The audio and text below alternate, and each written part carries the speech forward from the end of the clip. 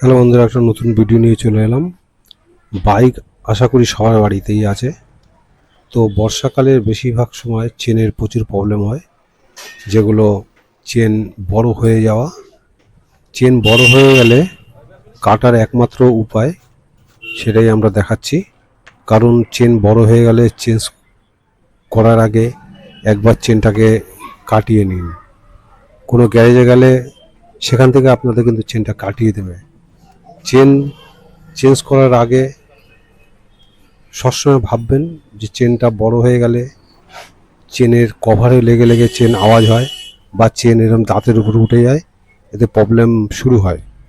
এর জন্য কিন্তু রাস্তাঘাটে যখন তখন চেন পড়ে যেতে পারে, ইঞ্জিনে ক্ষতি হতে পারে চেন পড়ে।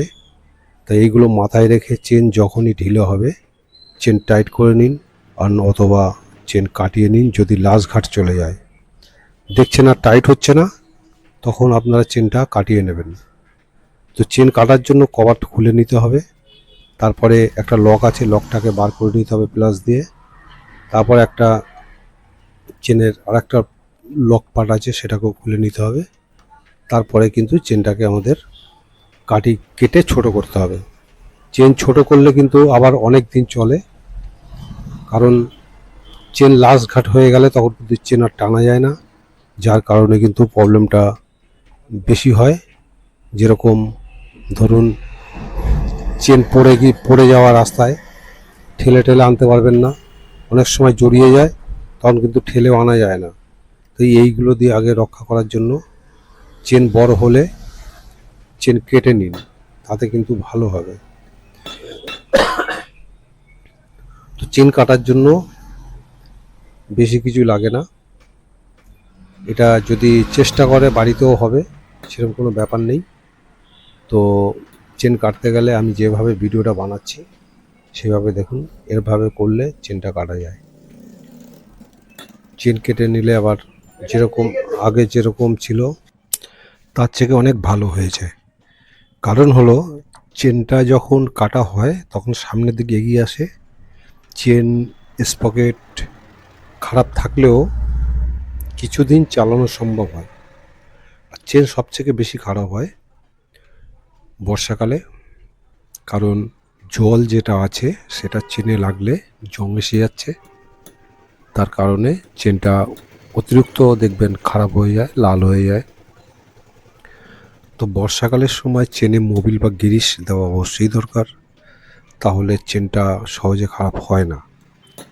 আর এখন তো কালো গ্রিস পাওয়া যায় না, যেটা আগে আগে কালো গ্রিসটা পাওয়া যেত, সেটা কিন্তু এখন পাওয়া যায় না।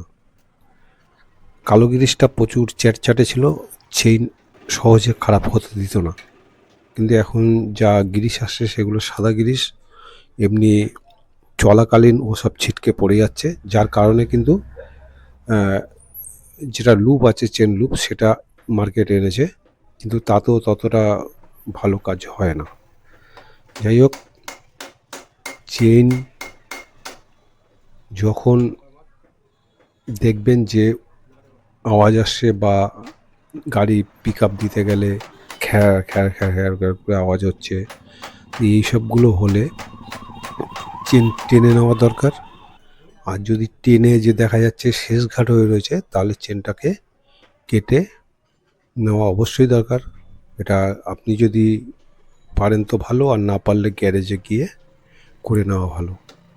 কিন্তু আর একটা জিনিস মাথায় রাখতে হবে, যদি নিজেরা করা হয় তাহলে চেন যেন অতিরিক্ত টাইট না হয়।